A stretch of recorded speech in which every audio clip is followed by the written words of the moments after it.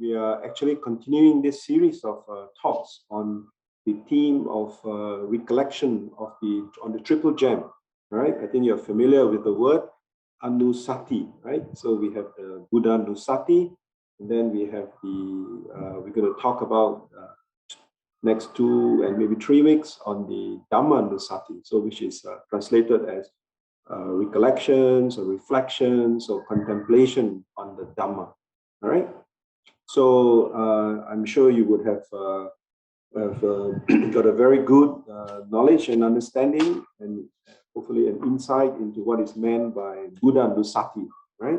Which is the recollection of the marvelous and unsurpassed qualities of the Buddha, which we also recited, right, or reflected this morning. And you know, it always impresses me that you know, with this Buddhanussati, for example, the whole school of Buddhism, which is called Pure Land Buddhism, right, which is on the recollecting the name of Amitabha Buddha with the Nianfo or the Nembutsu in Japanese, right? So actually, it's based on this concept of calling the Buddha to mind, right? So it has got a great impact on various schools of Buddhism, not only in the Pali tradition. Okay. So today we're going to look at the Dhammanussati. In fact, I think it was in the Dhammapada, verse 296 or 297, I think, where it is said that one who constantly practices recollection of the triple gem will wake up happily. All right. So I hope for the past few weeks you have been recollecting the collections of the Dhamma. You have been waking up happily. So this is mentioned in the Dhammapada. And also, yeah, I remember also in the Theragatha, and it said that one who practices recollection of the 3 virtues or the triple gem, such a practice leads to continuous joy, happiness. Right? So it's really very meaningful for us to contemplate on the Buddha, the Dhamma, and of course, eventually the Sangha. Now, I'm sure you know that this 3 recollection, the Anussati actually goes beyond just these 3, right? It goes beyond the Buddha, Dhamma, and Sangha. You can also recollect or contemplate on your virtues or on Sila. So that's Sila Nussati. And likewise, you can recall and recollect on the generosity. And here it's called Chaga Nussati. So you got 5. Actually got 5 main categories. Of course, subsequently, you also have got Deva Nussati, recollecting on the Devas. And of course, Marana Nussati, recollection on death. Okay? So today we are going to look at recollections or reflections on the Dhamma. Right? So I think the first thing we need to do is to understand this word Dhamma. What does the word Dhamma actually mean? Right? I think the word Dhamma, okay, this is spelled as in Pali, Dhamma. For those who are new, so you may be wondering why sometimes you come across the word Dharma, Dharma, right? Well, basically, it's just the word Dharma with an R, Dharma, that's in Sanskrit, and Dhamma, Dhamma, this is in Pali. So I hope everybody is clear about that, right? So as far as the meaning is concerned, there's not much of a difference. It's just that one is in Sanskrit, one is in Pali. Okay, let's see, what does this word Dhamma actually mean? For today's talk, I will use the Pali spelling Dhamma. So one of the explanations, look at the etymology of the word itself, is that Dhamma means that which supports, from the word dhariti. All right. So, for example, later on, as you will understand, when you understand the teachings of the Buddha, when you put it into practice, so the teachings support us in our progress, in our growth. Right. So that's why it's called Dhamma. We said the Buddha Dhamma. Right. So that we support. So that is the root meaning, the etymology of the word Dhamma itself. Now, the word Dhamma can also mean natural law, right? Natural law or phenomena. Okay. And those of you who are familiar with the Satipatthana Sutta, one of the discourse which the Buddha gave on the 4 foundations of mindfulness, the 4th one is actually called Dhammanupassana, right? So you see the word Dhamma there also. So meditation on the Dhamma. So reflection on the Dhamma. So he has got a similar term, Anussati, Bhavana. Bhavana is like developing the mind, cultivating mind. So when you talk about Dhammanuppasana, the word Dhamma there, it talks about what are the elements of Dhamma as a natural law, right? For example, if you dive into the fourth of the four foundations of mindfulness, then in Dhammanuppasana there, the Dhamma there refers to, for example, the five hindrances, right? Sense pleasure, sense desires, anger, sloth and torpor, restlessness and worries and doubts. Okay, so there's one aspect. But it also refers to the Four Noble Truths, right? You see, so the Four Noble Truths is also regarded as Dhamma. And then you got the 7 factors of enlightenment. And finally, you got the 5 aggregates. So that's also Dhamma. So, and usually it's translated as mind objects, isn't it? Or phenomena, right? Now, the other explanation for the word Dhamma is referring to the teachings of the Buddha, right? The Buddha's teachings. And if you read the Visuddhimagga, Buddha Ghoshas says that when you refer to the Dhamma, you're referring to the 5 collections, the Digha Nikaya, the long discourses, the middle length discourses, the connected discourses, the gradual sayings, and then the miscellaneous Buddhaka Nikaya, right? So that refers to the Buddha's teachings, the Dhamma, right, in that sense.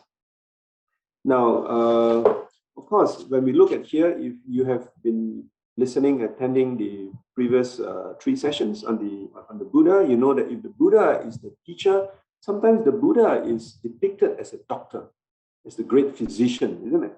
All right, that's why in Chinese Buddhism or Mahayana Buddhism, you've got the Buddha as a great doctor, Vaisaja Guru Buddha.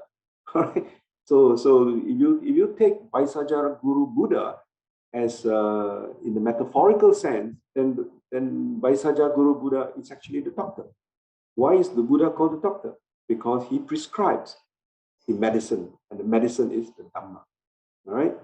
Our late Venerable K.Sri Dhammananda, in fact, he has got wonderful teachings. I think you can even find it on the website, where he talks about the triple gem, Buddha, Dhamma, and Sangha. He relates the Dhamma as the medicine. All right. So no matter how good the Dhamma is, if you don't practice the Dhamma, it's not going to work. It's not going to help us. It's like the medicine. No matter how good the doctor is, if you don't take his medicine, you're not going to get cured. All right. That is why we always say you must study the Dhamma, listen to the Dhamma, and then you must practice the Dhamma. If you don't practice it, you cannot realize the efficacy of the Buddha's teaching. So here, when we talk about the Buddha's teaching, we also mean Dhamma. That's why we say Buddha, Dhamma. Right? Now, the last definition, well, maybe I shouldn't say last, because the word Dhamma, the list of explanation is actually maybe much more than just the 4 which I've mentioned here. But another very important explanation of the Dhamma is to refer to the Dhamma as Nibbana. All right?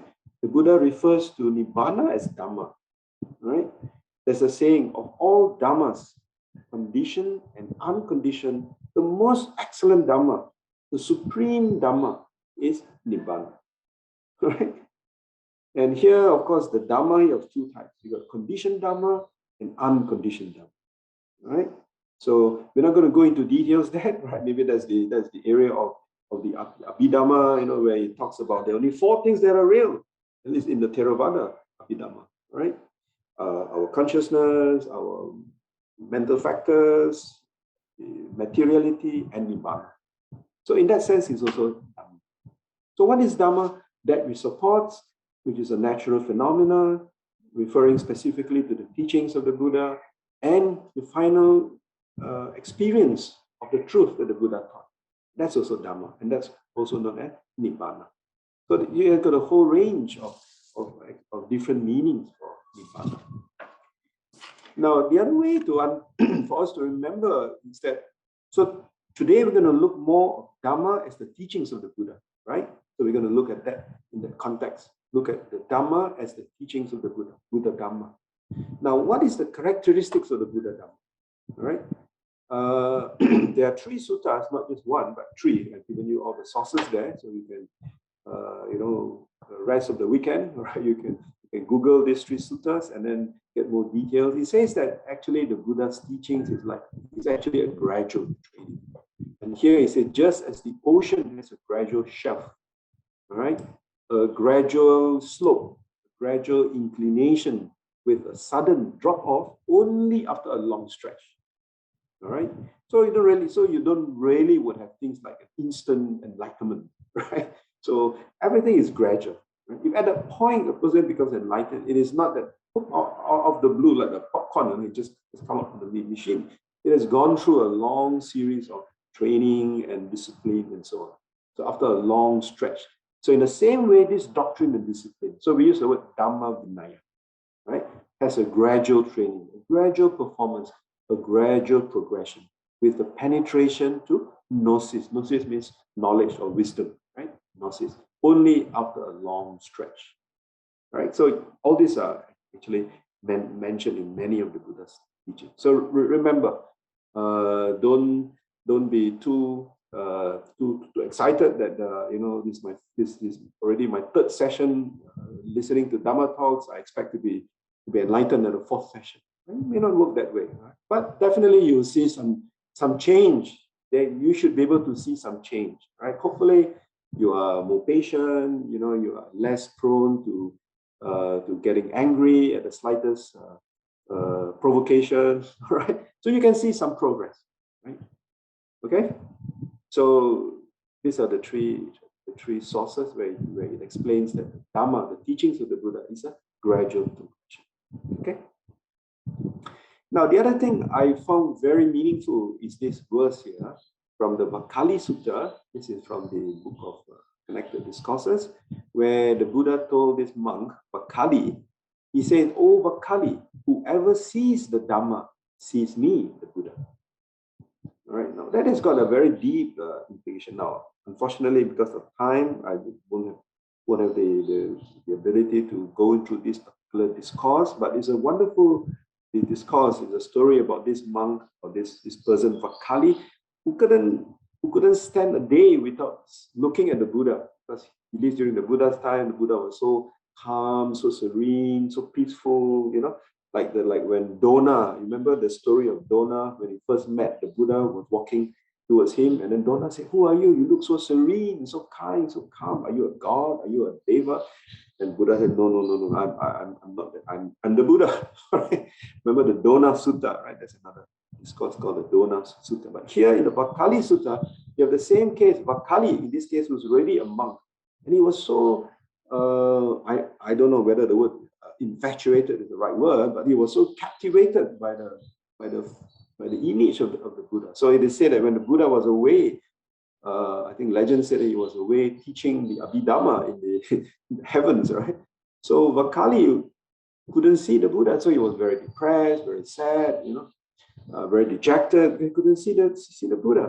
And then when the Buddha came down, the other monks told the Buddha about it. And Buddha went to see Vakali and said, "Oh Vakali, whoever sees the Dhamma, he sees the Buddha."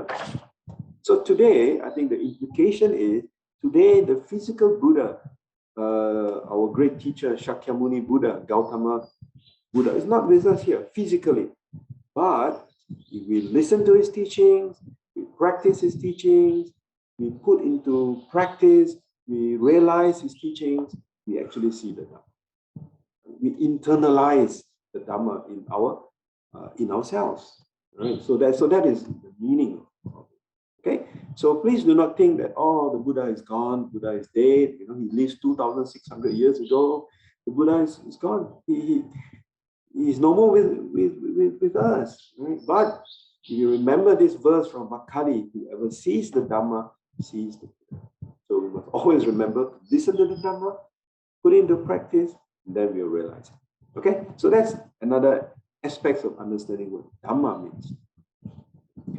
Now, there's another part here about why, when do we actually listen to the Dhamma?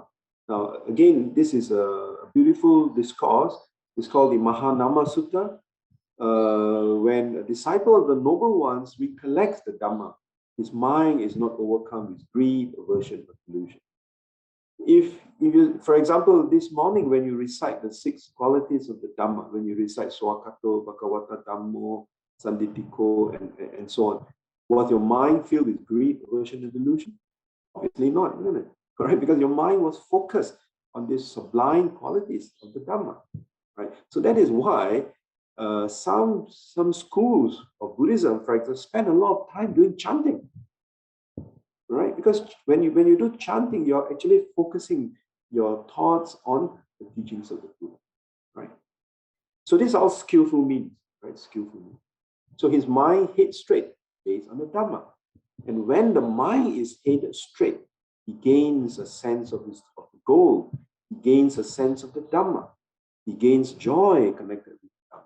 So you see, the beauty of the Buddha's teachings is every time when a person, having listened to the Dhamma, having practiced the Dhamma, what arises? This key word, joy, arises. In fact, in the Pali text, there's so many words for joy and happiness, from pamoja to sukha to piti, right? What else? Somanasa. So there's so many different Pali words which describe this feeling of happiness, this feeling of joy, right? So here in the Mahanama, the Buddha spoke to Mahanama, who wasn't a monk. Mahanama was, I think he was a kind of a military general. So, and when his mind is headed straight, he gains a sense of the goal. He gains a sense of the Dhamma. And when he has the sense of the Dhamma, joy arises. Now, how does he gain a sense of the Dhamma? Now, that's a topic for another talk, right?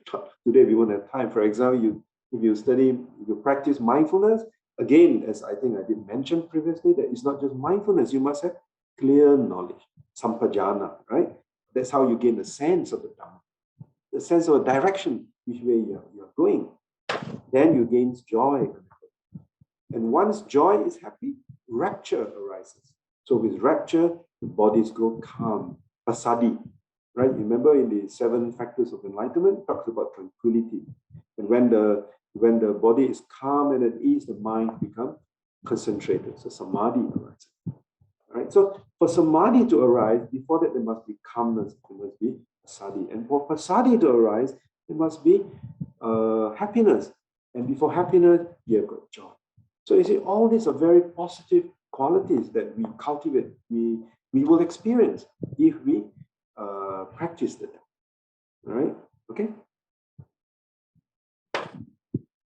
Now, it's also interesting, the Buddha also told Mahanama that Mahanama, you should develop this recollection of Dhamma while you are walking, while you are standing, while you are sitting, while you are lying down, while you are busy at work, right? While you are resting in your home crowded with children. So obviously here the Buddha wasn't talking to a monk, right? He wasn't talking to a group of monks, isn't it? Or nuns, because the monks obviously don't have a home crowded with children, right? So he was talking to lay people. So this is a kind of an advice the Buddha gave to Mahanama, right? He says, recollect the Dhamma anytime you are awake, not only when you are once a week in Nalanda listening to Dhamma talks, or not only when you're attending a retreat, all right? And I think I mentioned this a couple of times. If you analyze the Tibetan translation for the word meditation, which we say bhavana, right? The Tibetan explanation for meditation, which is gom, is always associating your mind with thoughts which are wholesome, which are positive. What are thoughts which are wholesome and positive? Kindness, generosity, what they call compassion, joy, equanimity. So at any time when we are awake, we should always fill our mind with the Dhamma. So we recollect. So here recollecting Dhamma doesn't mean that when you are going to work, when you are with your colleagues, you recite Swakato Bhagavata Dhammo Sanditiko. It doesn't mean that. It means that you're recollecting on what is true, what is wholesome, what is useful, what is relevant. Yeah, okay. So you're busy, you're resting. So always develop this. Remember what is it, which we will come to in a very short while. Now, there's another part which I found very interesting about Dhamma, about recollecting the Dhamma. Since today we're talking about, and this is found in the Jaga Sutta. Right? The Jaga Sutta is in the connected discourses. Right? Now, he says when fear arises, right? If you have gone into the wilderness, like in the forest, for example, yeah, to the shade of a tree, or to an empty building, yeah, and there should fear, terror, or horripilation were to arise, then on that occasion you should recollect me. Here, of course, is the Buddha, Dhamma, and Sangha. So I'm just extracting the Dhamma side. If you can't recollect me here means the Buddha, right? So first, that means if you have fear when you are, let's say, you have what they call it, goose pimples, right? You feel that, let's say you are maybe, I don't know, in the middle of the night, you're walking back home, you walk past a cemetery, and then suddenly you get goose pimples, right? Your hair stands on ends. So what do? Right? Of course, you can run very fast or walk very fast. But the Buddhist approach is, well, just mentally recall the triple chant.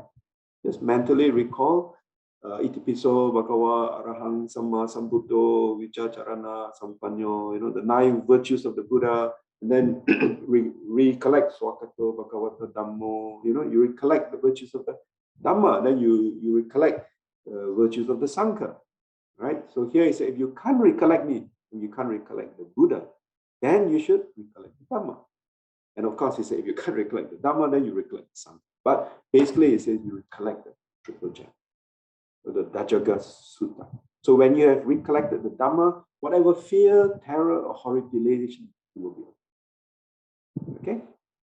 Right. So I think it's not only when you have got fear that you recollect on the Buddha, Dhamma, and Sangha. I always remember. Well, I make it a practice, like whenever if I go anywhere, right? Especially a place I've never been before, maybe there for the first time, I always do a short chanting, Buddha, Dhamma, and Sangha, right? So that you feel a peace of mind.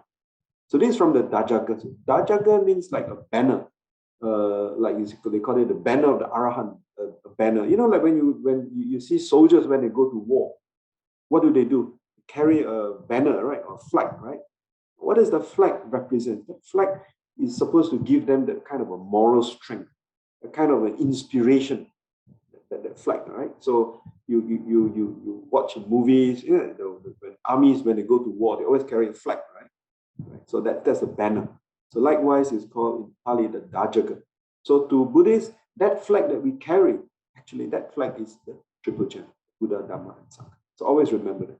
Right? So when you are, especially when you are traveling, now COVID is going to end soon, so many people start traveling, so maybe when you start traveling, you check into a particular hotel, you walk into the room, you feel that this room suddenly gives you that strange, eerie feeling, don't worry. In pre-COVID, BC, before COVID, I used to travel, and I've stayed in rooms where you get a strange, funny feeling, right? So, well, you don't change the room, so you just sleep there, and then you want to make sure that next morning when you wake up, you're still on the bed, you're not down there. Right? So you do some recollection. You do a recollection of the Buddha. And, so far, I've always slept very peacefully, no problem, until the alarm wakes me up. Okay, so that's the Dajaga. So that's another aspect of the Dhamma. So it's wonderful. It's great for all of us. Okay. So today I'm just going to talk a little bit, because I think next Sunday, Sister Budini is going to take the other half. So I will just speak on the first 3, which is Swakato, Sanditiko, and Akaliko. All right, and then Sister Budini will share with you what does it mean to come and see. All right, in Buddhism, it's not come and believe, but come and see. Ehipasiko. And then what do you mean by leading inwards and entertained by the wise, each for himself. Now, this is also found in the Mahanama Sutta. Right? In case you may want to ask where is this found, so it's one example is Mahanama Sutta. So let me take you through for the next 10, 15 minutes, or 10 minutes. I'll leave some time for Q&A. Now it says swakato. You see the word swakato. The word swa from the prefix swa from the word su. What the su means? Sukha. Remember the word sukha? The Malay word sukha hati, right? So sukha, as the reverse is dukkha, isn't it? Dukkha, like somanasa. Somanasa means happy feeling. Somanasa. Domanasa means unhappy feeling. Right? So swakato from the word swa. It means something that is pleasant, that is good. So here, when we say the swakato means well taught or well spoken, if you like, is the teachings of the Buddha. Now, what do we mean by saying that the Buddha's teaching is well taught? First, the Buddha's teaching is not a speculative philosophy. The Buddha was against any speculation, right? And there are many suttas, but because of time, I don't have the opportunity to go through with you. A very important discourse, if you are interested to find out that the Buddha's teaching is not a speculative philosophy, is the Chula Malunkya Sutta. The Chula Malunkya Sutta, where the Buddha spoke to Chula Malunkya, the monk. This is a story about the arrow, someone being shot by a poison arrow. Right? So from that discourse itself, you know that the Buddha wasn't interested in speculation. Okay? But it is a universal law. It's covered by the Buddha. Right? So that's why Dhamma is a universal law. And when he became enlightened. Now, when did the Buddha discover? He discovered and became enlightened. Now, the key aspects of the Buddha's teachings is that the Dhamma is not something that was created by the Buddha. It's not something he invented. The teachings of the Buddha, what he discovered is the key word. He discovered it when he was enlightened. In other words, these are universal truth. An example is the law of gravity. Did anybody create the law of gravity? Did Isaac Newton create the law of gravity? Isaac Newton did not create the law of gravity, but he discovered the law of gravity. So likewise, the Buddha discovered there are certain natural laws in the universe. And one of those laws is called the law of karma, cause and effect. All right? I'm sure you have also heard that there are these 5 natural laws called the pancha niyamas. Okay, again, I will not go into details, but just throw you this name. You can jot it down. You can Google what is this pancha niyama, or the 5 niyamas, the 5 natural laws in the universe. Okay, like past couple of days, you have a fairly big earthquake in Tokyo.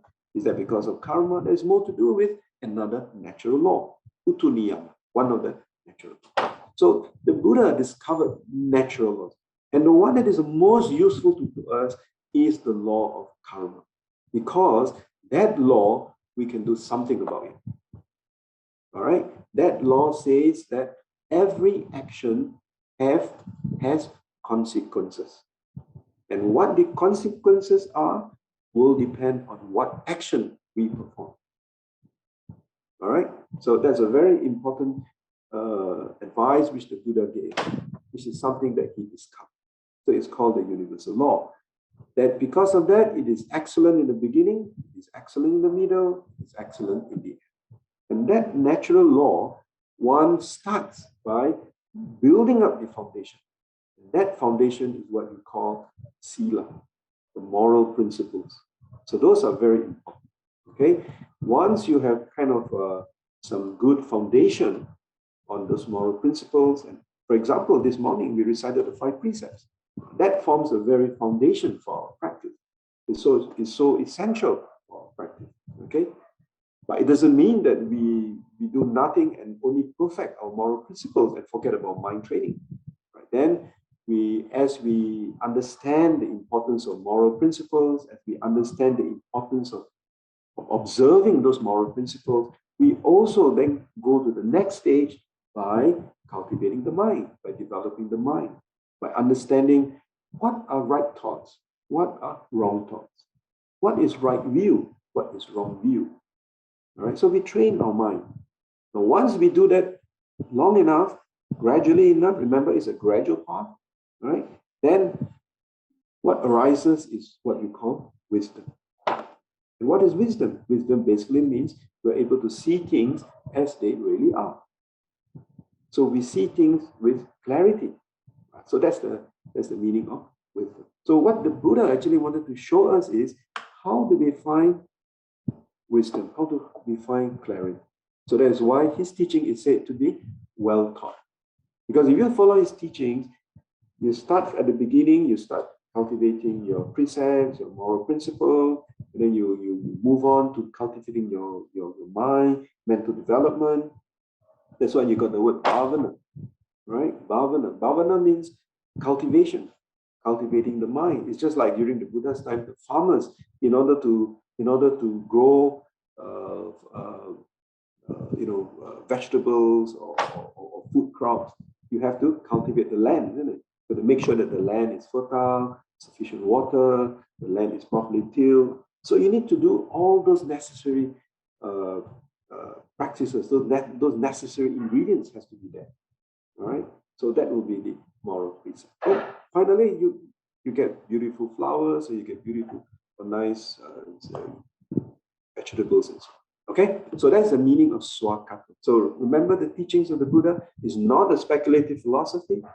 The Buddha wasn't interested in speculation. In fact, there's another discourse where he talks about certain things which literally have got no answers.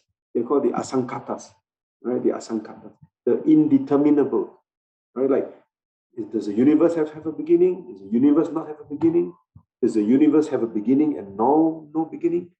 Does the universe neither have a beginning neither have no beginning? So all these are speculative philosophies. So the Buddha says he has transcended all the speculative philosophy. Okay? And the other thing is, he discovered this law. He did not create. All right. So that's the meaning of swakato. Now, the next one is sanditiko, isn't it? Sanditiko, visible here and now, self-realized.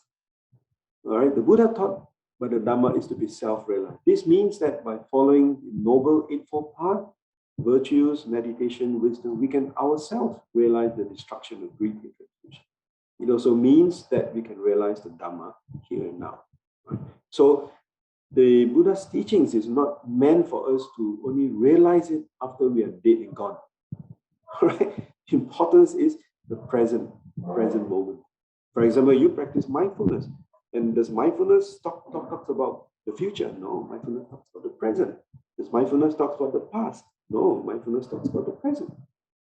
All right. Once we understand the present, and then we have clear knowledge of how to move on. Right. So it's a here and now. So that's a key word here. Now, Sanditiko shows that if the Dhamma is well studied and put into sincere practice, its beneficial result will be visible here and now. And even a wicked man, drug addict, or an alcoholic who is a curse to himself and to society, if he takes refuge in the triple gem and he commands a new life, all his troubles and miseries will come to an end. In the Buddhist text, I'm sure all of you know the story of Angulimala, right? Remember the story of the robber Angulimala? Okay. And if you are familiar with the Tibetan tradition, then you must have heard of this man called Milarepa. Milarepa. So the story of Milarepa is also something like that, right? Before he became the great saint that today we know as Milarepa, he also committed a lot of terrible things, right? So we have two examples. We have Angulimala in the Pali tradition, and you got Milarepa. And of course, I'm sure there are many more. Okay, but I just want to give you an example of something that is more recent, more contemporary, of a real case of someone who realized that the Dhamma works for him. And his name is Paul Harrigan. Again, I'm not going to go into the story. I'm just going to introduce the book here. It's called Dead Drunk. And he's a real person. So he's not fictitious. So he has got a wife, he stays in Thailand. So this is a story of Paul Harrigan, who lost himself to alcohol addiction as a young man. But he was saved by the Dhamma when he met Buddhist monks in Tham Kapruk temple in Thailand. He recovered, and now he teaches mindfulness, and he coaches others who have the same problem. Right? So he has if you don't have time to read this book, or you couldn't get hold of this book, there's an article in Lion's Roar, which is a Buddhist magazine. You can read this for free. It's called Extreme Detox: How Buddhist Monks Led Me to Humility and Freedom from Alcohol Addiction. So when I read this, it reminds me that, the Dhamma is sanditiko. Here now, it's visible. In others, unless you put it into practice, you cannot see the results. Right? So it is there. Okay, so these are examples. This is, of course, just one example. Right? I just give you one example. Now, in the in the text, right? Again, there's a text here. There's a dialogue between the Buddha and Moliya Sivaka. Here, the Buddha was asking, talking about Sanditiko. He said, "What do you think?" asked Moliya Sivaka. "When greed, when hatred, when delusion are present within you, do you discern that they are present within you? Can you know that they are present within you? And when greed, hatred, and delusion are not present within you, can you discern they are not present within you?" Then Moliya Sivaka said, "Yes." The Buddha says, the fact that greed, hatred, and delusion are present within you, you discern they are present within you. Right? Likewise, when you do mindfulness meditations, when a thought of anger arises, you don't suppress that thought, you recognize that thought. When you recognize that thought, it actually weakens that mental factor. And then you analyze that mental factor. Anger that arises, is it permanent? No, it wasn't there. It just arises. And true enough, if you recognize it long enough, it disappears. You remember the incidents when the Buddha was meditating and then Mara would come. You know Mara? Does everybody know who is not Majlis Amanah Rakyat? Not the Mara in Shah Alam. Mara is the personification of evil in Buddhism, right? Just as in other religions, you got Satan or Shaitan. For those who are new, of course, you have been with following the series, understand those who attend Nalanda talks, they are all veterans, so you know obviously Mara. This in case they are sprinkling of one or two are very new. So Mara, when Mara the evil, when he appears before the Buddha, what does the Buddha do? Or what did the Buddha do when Mara appears in front of him? The Buddha just said, Mara, I recognize you. I recognize you. I know it is you, Mara. And when Mara realized that the Buddha knew it was him, Mara just goes away. Because once you recognize the enemy, once you recognize that defilement loses its strength, loses its intensity. Right? Likewise, if a thought of loving kindness, a thought of compassion arises, you should also be able to recognize it. And once you recognize it, you actually strengthen it. Remember the 4 right efforts in the Eightfold Path? Again, I'm just throwing you this idea because I'm sure you know what these 4 right efforts are. Okay, so likewise here in the this is called the Sanditiko Sutta, right? So you can read this in the book of 6. So the Buddha says, the fact that when greed, hatred, and delusion are present within you, you discern, you know that they're present within you. And when they are not present within you, you discern that they're not present within you.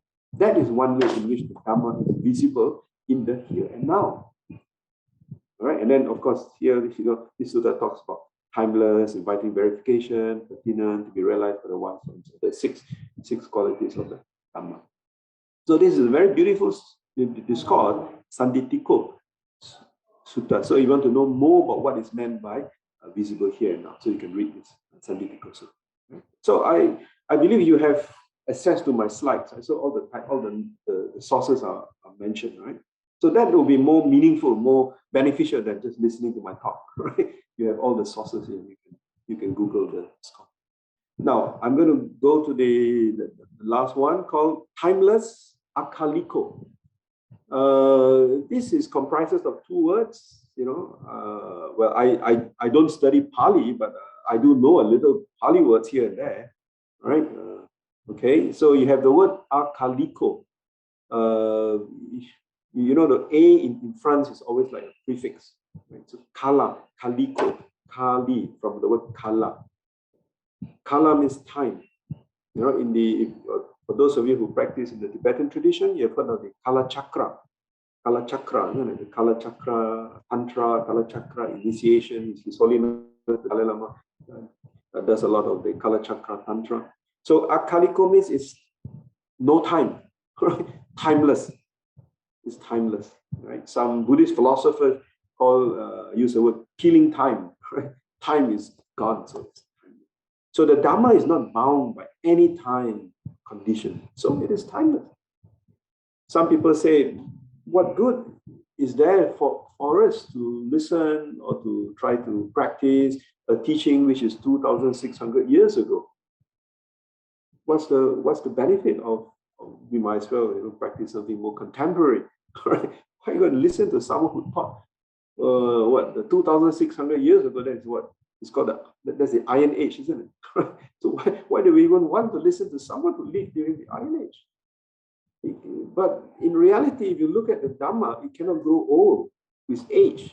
Why? Because it depicts the truth underlying all phenomenal existence that we experience. Because the Buddha discovered the truth. He did not create the truth. All right? He did not create the truth. He discovered the truth. Therefore, it can withstand the challenges of modern science. So today I'm going to take it in a slightly different twist by looking at how this concept of being timeless, today, modern thinkers, modern scientists are actually having a field time trying to understand more about the Buddha's teachings, right? Beyond time and space. So Akaliko implies that the beneficial effects to be derived from the practice of Dhamma would not be delayed. The Dhamma, despite the length of time that has elapsed, 2,600 years, since its pronouncement, remains ever fresh challenge. Buddha talks about the Four Noble Truths 2,700 years ago. Do we still experience dukkha? Do we experience suffering today? Correct? It runs parallel even with the latest scientific thought. If there is truth, that truth can never grow old. Dhamma is that truth which cannot grow old with age. Why? Because it depicts the reality underlying all phenomenal existence in samsara. Right? Once His Holiness the Dalai Lama was asked, what happens, because His Holiness, every year he carries out this experiment with neuroscientists, psychologists, for them to test the teachings of the Buddha. And they asked him a question. They said, what happens if one day, this was way back in 1972, I remember this quote. What happens if one day science were to prove that the teachings of the Buddha is not true? What did His Holiness say? Well, if that happens, I'll gladly follow science. I'll give up all the teachings that I believe in. So why do you think His Holiness said that? Because he was very sure that science would never be able to disprove what the Buddha has discovered. All right. Anyway, way back in 1954, I remember when I first started studying Buddhism. That was in the mid-70s, right? It was long before. It was a time when His Holiness first started having this dialogue with people like Daniel Goleman and Richard Davidson, right? And I remember that time, the Buddhist speakers in those days in the 50s, not 50s, sorry, in the 70s, they like to quote, I think even our late chief, right? You used to quote this, that the religion of the future will be a cosmic religion. It should transcend the person of God, avoid dogmas and theology, covering both the natural and spiritual. It should be based on religious sense, arising from the experience of all things, natural and spiritual. Finally, it says Buddhism answers this restriction. If there's any religion that would cope with modern scientific needs, it would be Buddhism. Now, I don't know if Albert Einstein actually said that, but this is quoted from this book called The Human Side. It's edited by Helen Dukas. So I'm not saying that Albert Einstein actually said it, but it has always been attributed to Albert Einstein. But that's not the point. This was in 1954, in the 50s. 20 years later, in the 70s, as I said, when His Holiness Dalai Lama first had encounters with people like Richard Davidson and then I think you know who Daniel Goleman is, right? You may not know Richard Davidson. Daniel Goleman is the guy who started this concept of EQ. Remember, emotional quotient, right? And today he teaches Buddhism. He talks about Buddhism in the Shambhala tradition. Well, all of them they basically more on the Tibetan side. And today, all right, neuroscientist Dr. Christoph Koch discusses scientific theories of consciousness with the Dalai Lama. Okay. And you may have seen pictures of Matthew Ricard, with all those wires in his head, or Mingo Rinpoche with all the wires in his head, trying to test their levels of compassion while they are meditating, right? So and so on. And then in 2007, which was about 3-4 years ago, Robert Wright, who is not necessarily, he never considers himself a Buddhist, He's a professor at Princeton. He's a journalist from the New York Times. And he wrote this book called Why Buddhism is True. The Science and Philosophy of Meditation and Enlightenment. Why did Robert Wright, Dr. Robert Wright, who is an evolutionary biologist, evolutionary psychologist, why did he say things like that? He combines evolutionary psychology with neuroscience to defend the Buddha's claims that human suffering is a result of not seeing the world clearly. Doesn't that sound very Buddhistic? Human suffering is a result of not seeing the world clearly. Yata Bhuta Jnana Desam. Remember that hidden saying? When you see things clearly as they really are, when you see things, when you see impermanence as impermanent, when you see dukkha as dukkha, when you see non-self as non-self, when you see things clearly. And what Robert Wright is saying is that in his analysis of evolutionary psychology and now the modern field of neuroscience, of plasticity, he says what the Buddha says is damn true. It's so true that human suffering is a result you don't see things clearly. And what is the solution? He proposes that the solution is meditation. And isn't that is what the Satipatthana Sutta all about? Or as to use Bhikkhu Analayo's translation, it is a direct path to realization. Right? So meditation, which will make us better, happier people. It will also ultimately save us from ourselves as individuals and as a species. This is where Robert Wright is looking at from the point of view of an evolutionary psychologist. Right? So we want to save mankind. Right? We jolly well, better see things as they really are, right? And leave this planet for future generations, right? So that it will save us ourselves as individuals and as species. Okay, so this takes us to things like these feelings, anxiety, despair, hatred, greed. They all have elements of delusion, elements you'd be better off without, right? And if you think you'll be better off, imagine how the whole world would be better. So you see, again, in Buddhism, we start with ourselves. If we ourselves are well taken care of, then we can take care of others.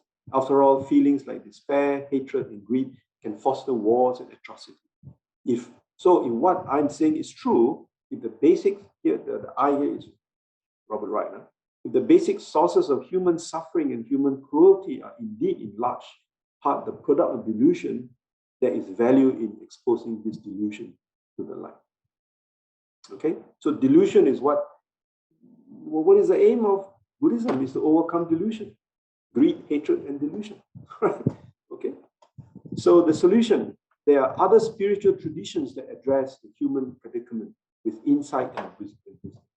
But Buddhist meditation, along with its underlying philosophy, addresses that predicament in a strikingly direct and comprehensive way.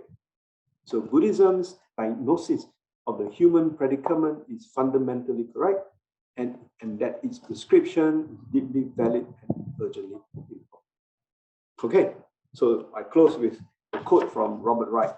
Okay, so because I was thinking this word timeless, how do I explain timeless to all of you? The best is to link it back to science. Today, science is trying to prove that, hey, they do all those funny experiments on Mingo Rinpoche, on Matthew Ricard, So, and yet they find that the more they learn about Buddhism, they realize that, yeah, you see, the science of the neuroscience of plasticity, the science of plasticity, His Holiness the Dalai Lama says, because of the science of plasticity, it makes it easier for people to understand that indeed you can transform your mind.